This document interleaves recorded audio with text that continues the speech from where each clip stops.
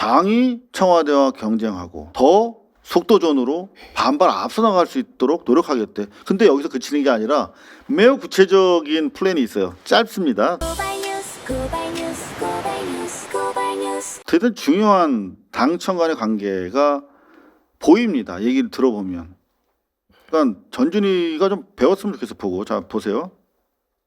나면 저는 이제 정부와 경쟁해야 된다고 생각합니다. 정부와 경쟁하겠대. 이게 무슨 말이냐면 들어보면 와 진짜 깜짝 놀랐어요. 역발상인데 정부와 경쟁하는 민주당이 되겠다는 거예요. 집권당인 민주당은 국무회의를 공개하고 그리고 대통령이 놀라운 속도로 끌고 가고 있는 이 국정을 뒷받침할 뿐만 아니라 경쟁하고 필요한 부분에 있어서는 오히려 더 앞서갈 수 있도록 전면적인 정책 속도전을 해야 한다. 와. 필요한 부분은 더 창의적으로 해야 한다.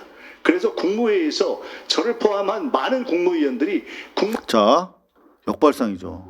이거 제가 1년 동안 영상을 통해서 계속 말했던 건데요. 그러니까 예를 들어서 앞으로 이제 AI 시대에 논의해야 될 게 많은데 대부분이 이 레드 컴플렉스가 있는 대한민국에서는 빨갱이 몰이당하기 너무 좋은 논의들이 많아요, 실제로.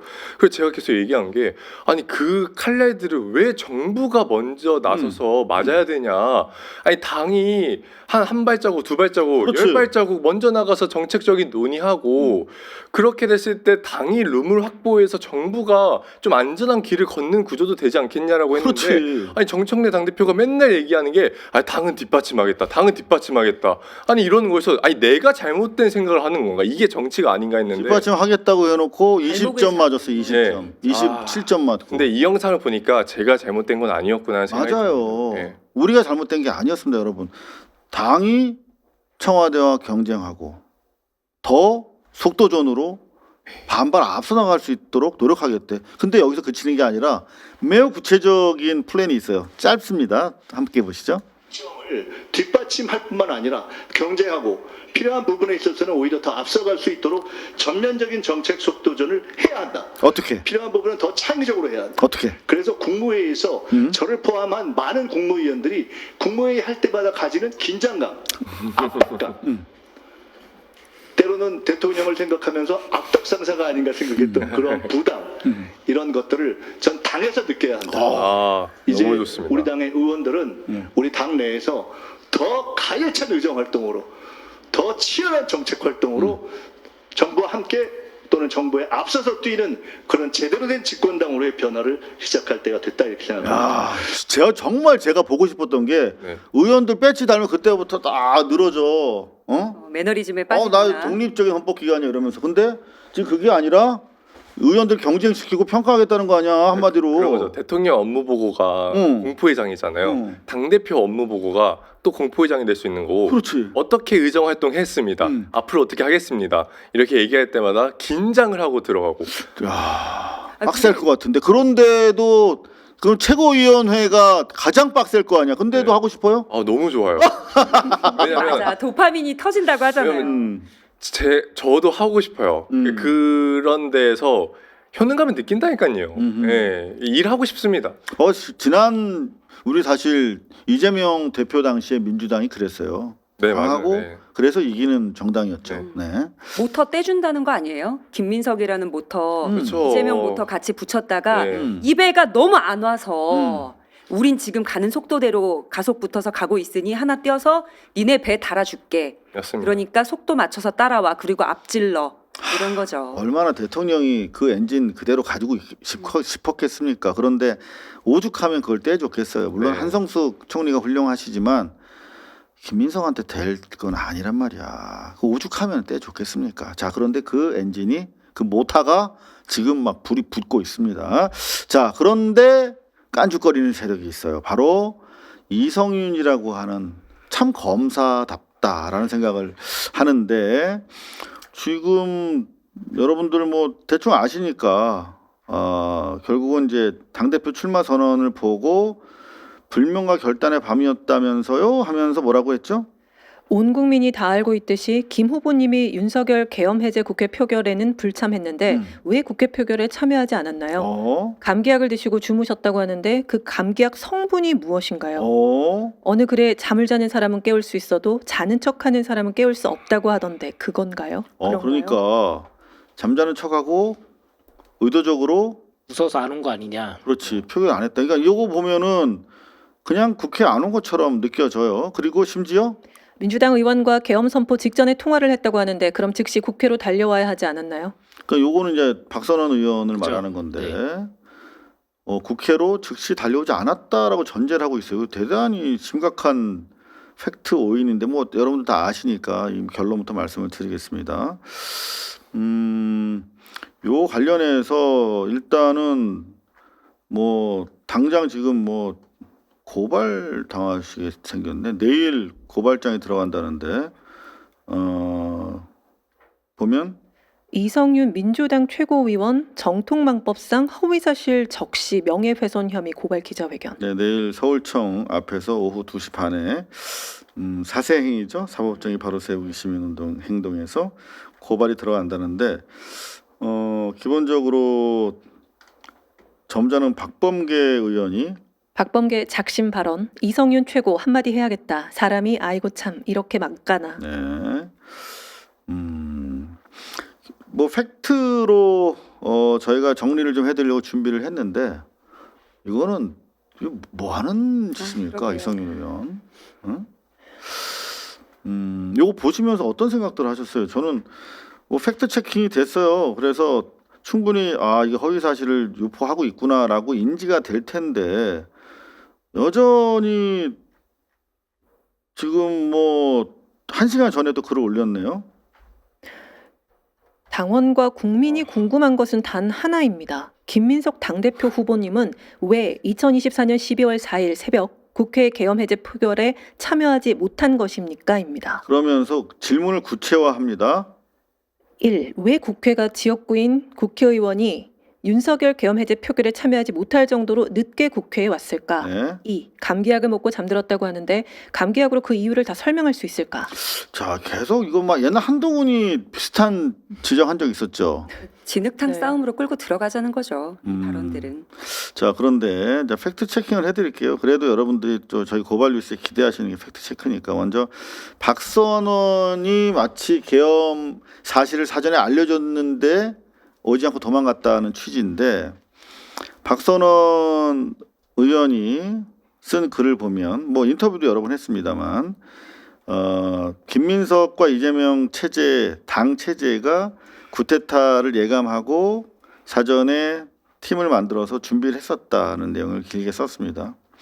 그런가 하면 마지막 당일날 수상하다라며 윤석열이 9시 50분경에 국회 예산 관련 기자회견을 한다는 첩보를 받고 김민석 최고에게 윤석열이 민주당 비난 기자회견을 예산 관련 한다니까 우리가 선공하면 어떨까요? 이런 요지를 문자로 보냈다는 게 전부입니다. 그러니까 쿠데타 사실을 알린 게 아니었어요. 근데 마치 쿠데타 사실을 알려줬는데 도망갔다는 취지로 지금 공격을 하고 있기 때문에 일단 이거 팩트 체킹이 되고 그 다음에 김민석 총리가 스스로 밝힌 당일 행적이 있습니다. 그리고 현장에서 목격한 사람이 있어요. 네. 이거 짧으니까 이거 보시면 클리어가 될 것 같습니다. 자, 발견하신 거예요, 저희 지인이. 그날 아침에 제가 몸이 안 좋아서 병원에 가서 주사를 맞고 눈을 두들기는 자 병원에서 주사를 맞을 정도로 몸살이 있었던 겁니다. 그 보좌진이 와서 두들겼을 거예요. 그래서 제가 비공사무소에 깨서 들어보니까 계엄이 났다고. 아주 너무 황당했죠. 제가 그 답을 넣고 하는 순간에 무슨 생각을 했냐면은 과거 광주 때 생각이 났어요. 이 상황을 세계에 알리려면 영문으로 성명을 하는 것이 필요하겠다. 차를 타고 빠져나와서 국회를 도착해서 담을 넘어서 지하를 통해서 바로 본회의장에 딱 앉는 순간 자리에 딱 앉는 순간 이제 표결이 딱 끝나서 그때 대표님께서 지금 막혔다고 딱 말씀을 하시더라고요. 대통령 지금 당시 당대표가 방금 표결이 끝났습니다라고 얘기를 해줬다는 거예요. 자 발견하신 거예요, 저희 지인이. 그런데 이건 뉴스공장에서 이분이 인터뷰를 하셨어요. 시민 인터뷰입니다. 경찰들이 알아보면 안 되겠다라는 말 누군가가 했고 제일 낮은 곳이 수소총전소라 경찰을 말시켜라. 넘어가는 뭐 이렇게 몸을 잡아 받쳐드리지 못했지만 헬기를 자, 이분의 뭐 진술이 좀 길어가지고 저희가 이제 텍스트로 만들어 왔는데, 그래서 주의를 분산시킨 상황에서 삥 둘러 앉아서 김민석을 경찰이 못 알아보게 한 뒤에 또 일부는 말을 걸었대요, 경찰들한테. 그래 논개 작전을 펼쳐서 넘어가게 해줬다는 겁니다. 영상은 없다는 거예요. 하지만 주변에 이제 목격자들이 다 있습니다. 김민석 의원을 넘겨드렸다. 근데 김민석 의원은 시민들이 이렇게 작전을 짜서 한쪽은 경찰을 말 걸어서 주의를 끌고 끌고 이렇게 넘겨준 건 모르실 거다라고 하는데, 실제로 이런 목격자들이 다 있습니다. 그럼에도 불구하고 지금 허위 사실을 유포하고 있는 것이죠. 근데 당시에 김태효하고 정진석이 이 사람들이 외국과의 어떤 상황 소통에서 전화를 안 받는다거나 해서 단절됐었잖아요. 그걸 재빨리 영문으로 해서 외신에 알려야 되겠다라고 이야기했고, 국내 상황을 최초로 어쨌든 알린 의원인데 어떻게 이런 오명을 씌울 수가 있는지 그것도 그렇죠. 좀 화가 나요. 그러니까 지금 아까 진술에도 있었지만 국회로 가면서 이 빨리 영문으로 이 상황을 정리해서 일단 발표해야겠다라고 오전부터 감기 기운 때문에 병원까지 갔다가 약 먹고 자서 깨우니까 왔어. 당연히 그건 늦을 수 있어요. 근데 와니까 막혔어. 그리고 와중에 영어 연설문 써서 가지고 있다가 월담해서 들어왔는데 표결하려고 보니까 막 끝났대, 대표가. 아 그래요? 그리고 또 나와서 기자회견을 합니다. December 3rd, 2024 at 10:27 p.m. President Yoon declared martial law. This declaration 현장에서 가장 혁혁한 역할을 하셨습니다. 그 이전부터 방어를 했지만, 자 김민석 전 총리. 김민석 계엄 해제 표결 불참 공세에 대장동 때 보는 듯. 되게 의미심장한 얘기예요, 그죠? 네. 그러니까는 대장동을 꺼낸 게, 대장동도 돌이켜 보면은 처음에 문제 제기한 쪽은 이제 이낙연 쪽이었어요. 그렇죠. 예, 그렇게 해서 이제 그게 이제 계속 퍼지면서 대선 때까지도 하고 특검 조사, 검찰 조사가 들어가고 했던 건데, 그 이제 그 이후에 이제 국힘이 뛰어들었던 건데, 이제 그러면서 이재명 대통령이 계속 고생을 했잖아요. 대통령의 그리고 지금도 이제 뭐 공소 취소가 안 되면은 임기가 끝나면 다시 재판을 받아야 되는 상황까지도 된 거고, 그러니까 그런 것들이 연상되고 하니까는 이제 그걸 염두에 두고 김민석 의원이 이제 얘기를 한 게 아닌가 싶습니다. 근데 제일 중요한 게 그 아까 이성현 의원이 뭐 국민과 당원이 궁금해하는 게 뭐 이거다 하나다 이렇게 얘기를 하잖아요. 당원과 국민일까요, 딴지일까요? 여기에 대해서 좀 질문 드리고 싶고. 궁금한데. 아까 그리고, 조국이 자기 그 일부 한줌 지지자들만 바라보고 국민을 네. 바라보지 않는 똑같은 지금 네. 현상이 그 무리들 사이에서 계속 발생하는 거예요. 그리고 이성윤 의원이나 한민수 의원이 발언하는 걸 보면 사실 이재명 대통령의 명언이 생각납니다. 가만히 있으면 상대가 알아서 자빠져. 약간 뭐 이거는 자빠지는 수준이 아니라 똥통을 알아서 구르고 있는 것 같은데, 좀 비판적인 부분은 그러니까 이렇기 때문에 대한민국 정치가 사류라는 말을 들어왔던 거거든요, 지금까지. 그러니까 여기에 대해서 지금 정부가 혁신하고 또 정부에 있던 국무총리가 혁신하다가 이제 당을 혁신하겠다고 당대표 출마를 하면 그럼 그런 거죠. 뛸 사람은 뛰어라. 걸을 사람은 걸어라. 근데 제발 남 발목만 잡지 말아라고 이건희 회장이 말했었잖아요. 지금 대통령도 어제 그 말씀하셨죠. 네, 지금 대통령도 발목 잡지 방해만 마라. 안 했으면 좋겠다. 그러니까 모두 지금 느끼는 게 아니 왜 이렇게 발목을 잡지? 그리고 특히 검찰 출신들의 그 악랄한 면모가 보이는 정말 요만한 거 가지고 와서 이상하게 언론 플레이하면서 태우는 거 지금 똑같이 하고 있는 거잖아요. 그러면 여기에 대해서 아니 발목 잡지 말고, 그러면 김민석 총리에 비해서 뭐 본인이나 혹은 정청래 후보가 가지게 되는 비전이 뭔데, 아젠다가 뭔데, 여기서 경쟁하는 게 아니라 뭐 계엄, 뭐 감기약 성분 중요합니까? 궁금합니까? 여기에 대해서 아마 이거는 민주당이 가장 변화하는 거에 당원분들이 느낄 문제의식의 대표적인 장면이 될 것 같고, 나중에 역사에, 특히 민주당 역사에 남게 될 것 같습니다. 역사에는 그냥 저런 쓰레기는 아예 그냥 사실 20-30년 지나면 아무 기억도 안 나는 존재들의 쓰레기 같은 발언들이에요. 그러니까 다만 우리는 당장 지금 8월 17일 전당대회에서 또 저런 말도 안 되는 쓰레기 주장이 현혹되는 분들이 한 분이라도 계실까봐 사진 팩트 체크를 해드리고 있습니다. 근데 굉장히 필요한 게 그 심판의 호각 소리를 듣고 카드 뭘 꺼내는지를 봐야 되는 상황에서 관중석에 있는 정말 한 줌단의 강성 지지층들의 연호만 듣다 보니까 하지 말아야 될 태클과 어떤 너무 과도한 세레머니를 계속 연달아 해서 전체 관중과 어떤 다른 팀에게도 피로감을 주는 짜증나는 거예요. 거지. 축구 보고 싶은데. 그만하시면 좋겠다. 자. 그러니까는 저도 보면은 이제 정청래 전 대표 같은 경우에는 자기 네거티브 안 하겠다라고 하잖아요. 그러면서 지금 뭐 자기는 이제 계속 뭐 김대중 묘소 가고 노무현 묘소 가고 참배하고 이제 외곽으로 돌고 있는데 대신에 이제 친청계 의원들이 나서가지고 이걸 싸움을 이제 진흙탕 싸움으로 만드니까 맞아요. 그럼 오히려 이제 그 안에서 이제 방어하고 해야 되는 이제 김민석 의원은 이미지가 안 좋아지는 거고 정청래 전 대표는 그냥 외곽으로 돌면서 자기는 아무 일 없다는 듯이 그렇게 하면은 이제 그러니까 오히려 그게 더 치사한 게 아닌가. 지난번 평택 싸움 보는 느낌이 다시 듭니다. 김민석 의원이 화가 좀 많이 것 같습니다. 계엄 해제 국회 표결 불참한 김민석 비판한 이성윤. 내가 계엄 직전에 국회 안 간 것처럼 말하는데 그건 명백한 허위 사실이다. 나는 그 표결 시점에 국회에 있었다. 그래서 팩트가 틀린 부분이고 사과해야 할 것이다라고 반박을 했습니다. 그러니까 이제 감기약을 먹고 잠이 들었다가 계엄 소식을 듣고 후다닥 이제 국회로 갔는데 그래서 담 넘어 들어갔는데 그래서 다치기까지 했는데 이제 표결 시간에는 이제 지키지 못했던 건 사실이나 그 당시에 국회에 있었고 표결 조금 지나서 국회 본회의장으로도 들어갔었다 이 얘기를 했는데 마치 그 이성윤 의원이 아예 국회를 좀 안 온 것처럼 잠을 계속 잔 것처럼 얘기해서 이 부분이 좀 부딪히고 있는 것 같습니다. 그 정청래 대표 이렇게 비겁하게 하면 안 됩니다. 네거티브 안 하지만 내 측근들은 할 거야가 되니까 훨씬 비겁한 거죠. 왜 정치를 이런 식으로 합니까? 그럼 본인이 물어보든가. 이거 굉장히 정청래 대표에게 다 부담으로 돌아올 것 같고요. 여러분. 네, 신인규 잘한다. 잘한다. 자, 신인규 변호사 조만간 저희가 좀 모시려고 하고 있습니다. 자, 그래서 이 주변 측근 그룹이 지금 뭐 다 네거티브 이미 시작하고 있어요. 최민희는 후단협 사태 설명하라. 지금 몇십 년 전 얘기입니까? 30년, 20여 년 전 얘기를 가지고 나오고 있어요. 이성윤, 계엄 해제 표결 왜 불참? 네, 한민수. 당정 갈등 있었다면 총리 책임은? 삼각공조 그러면 각 당대표 잡았네요. 비서실장인 본인의 책임은요? 그러니까. 그러게. 네? 아, 저는 웬만하면 제가 사람 언론사 품평은 안 하거든요. 솔직히 말하면. 근데 한민수 의원이 나보다 나이가 어리더라고 보니까. 그렇습니까? 그리고 언론사 어디 있었나 왜 저렇게 삐딱하지 봤더니 국민일보에 있었대요. 근데 참고로 저는 국민일보 별로 언론으로 안 쳐주는 회사거든요.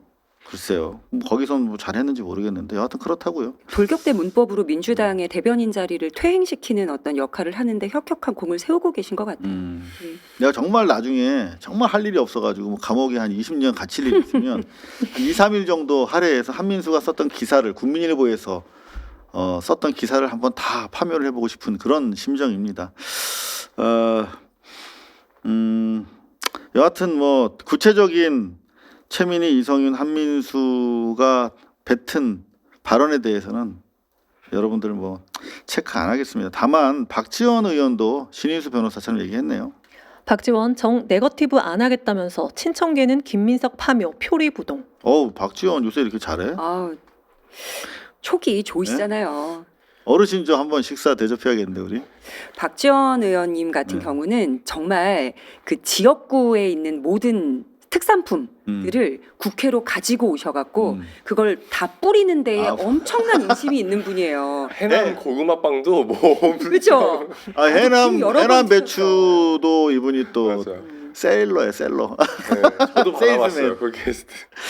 자, 딴지일보에 오늘 또 뭘 누가 올리셨나 봤더니 정청래입니다. 이제는 말할 수 있다. 자기 정치라고. 네? 진짜 왜 이러시는 거야? 이제는 말할 수 있다. 소위 자기 정치 폐해 비난에 대하여. 어제 딱 그냥 김민석 총리 전 총리가 딱 한마디 했을 뿐이야. 이걸로 득달같이 지금 딴지 게시판에다가 엄청 글을 길게 썼어요. 정청래는 자기 정치를 했는가 따져보겠습니다. 그러면서 첫째, 당대표 취임 후 당직 인선에 탕평책을 썼습니다. 이거는 노 코멘트 하겠습니다. 어떻게 이렇게 말할 수 있지? 둘째, 당대표 재임 기간 동안 지면 단독 인터뷰를 한 차례도 하지 않았습니다. 누가 하지 말랬어요? 비판을 얼마나 많이 받는데. 누가 하지 말랬어? 아니 딴지에 쓰셨잖아요. 그러니까 지면 안 하고 뉴스공장 매블쇼 나갔죠. 그러니까 뉴스공장 매불쇼만 나갔잖아. 다른 데 나간 방송국도 라디오 인터뷰 아니, 같은 걸 했던 기억이 그래서 민주당이 어떻게 보면 언론 대응에 대해서 비판을 가장 많이 받았던 게 기자분들이 뭐 당대표 소통이 안 된다. 그러니까 언론 취재가 안 된다. 그래서 오히려 그런 기자분들이 민주당에 대해서 비판적인 기사를 쓰게 되는 어떻게 보면 약간의 그 지형이 됐다고 맞아요. 느끼거든요. 소위 말하는 중도 30에서 40. 네. 이 보는 일반 매체들, 그래서 포털에 올라가는 신문들에 인터뷰를 해줘야 되는 거예요. 그리고 지금 전 당대표긴 하지만 당대표 출마를 할 것으로 예상되는 후보잖아요.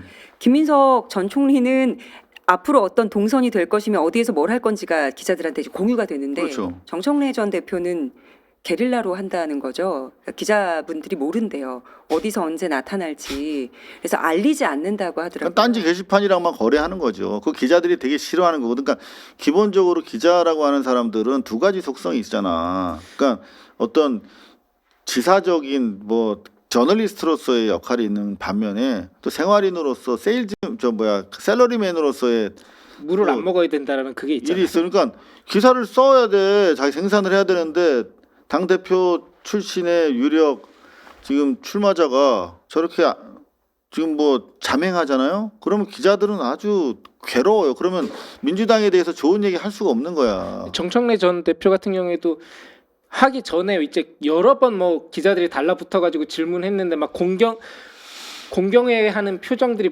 찍히고 막 했었잖아요. 막 엘리베이터 탔는데 엘리베이터 안 닫히고 뭐 그래가지고 뭐 했던 장면들도 있고 하니까 이제 자기도 이제 그런 것이 누적되면은 당 대표 선거에 안 좋겠다라는 생각이 들었는지 요즘에 국회에서도 거의 찾아볼 수가 없어요. 어디 계시는지는 잘 모르겠는데. 그거는 대통령도 하물며 경호상의 문제가 있음에도 불구하고 최대한 자기 동선을 알리잖아. 공보로 협조하죠. 그럼. 근데 지금 공적 지위를 가지고 있는 사람이 자맹 정치한다? 저는 결국은 자기 메시지를 꼭 필요한 타겟에만 꼭 필요한 만큼만 흘리겠다는 거잖아요. 저는 기본적으로 저런 스타일로 정치하면 안 된다라고 생각이 되거든요. 그런 차원에서 저는 강력하게 의심스러운 부분이 있어요. 바로 이 부분인데요. 뭐냐면 경공에서 정청래 전 대표 관련해서 어떤 그 신동호 전 그 당대표 메시지 실장이 얘기를 한 게 있어요. 그러니까 정청래의 당대표 시절 최근까지 메시지 관리하던 사람이야. 그러니까 연설문 작성하던 사람. 그러면 정청래의 진짜 신복 중에 신복이라고 봐야 되는데 기조도 알아야 되고 스타일도 이분이 이제 파악해야죠. 실수로 발언한 것 같아. 제가 보기에는. 그 영상 보고 얘기 이어가겠습니다. 최근에 정부에서도 장관 제안을 받은 걸로 제가 알고 있어요. 네. 제가 처음 말씀드리는 겁니다. 제가 뭐 100% 알고 있는 건 아니고 이제 그렇게 짐작하고 있는 것인데 그거를 이제 거절을 한 거죠. 이거 대단히 심각한 얘기예요. 저는 사실이 아니라고 들었는데 혹시 기자님은 어떻게 알고 계세요? 저도 체킹을 시도를 해봤는데 구체적인 자리를 얘기한 것 같지는 않고 뉘앙스, 우는 뗀 게 있는 것 같아요. 그러니까 나름대로의 그 퇴로 출구를 마련해주기 위해서, 그러니까 시점을 얘기하지 않았지 않습니까? 그러니까 저는 시점상으로 봤을 때도 이제 지선 이전과 이후에 한 번씩 있었던 것 같아요. 이거는 뭐 팩트 차원에서 확인된 내용은 아닌데 이분이 얘기하는 걸 들으면서 아 그때 그런 대화가 오갔다는 거구나라고 제가 유추한 것입니다. 이런 걸 다 오해하면 안 되는 게 총리 자리도 그렇고 장관 자리도 그렇고 한 명만 탁 집어서 단독 너 하나야라고 하지 않고 후보군들이 있잖아요. 그럼 누가 좋을까를 놓고 이제 평가를 하는 그 상황 속에서 이 사람 어때?